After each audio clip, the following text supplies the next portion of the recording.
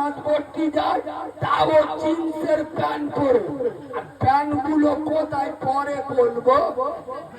বলতে বললি বলবো বলবো আল্লাহর কি রে বাপ, চীনের বর্ডার।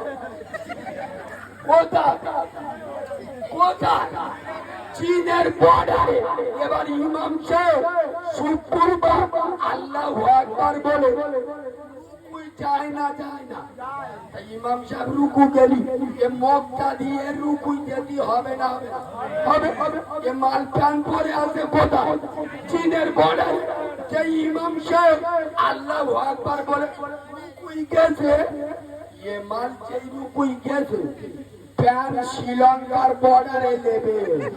পিছনে যে নামাজ পড়ছে তার চোখ গুলো হয়ে গেছে, তাকে আফ্রিকার জঙ্গলে ঘাস ভর্তি হয়ে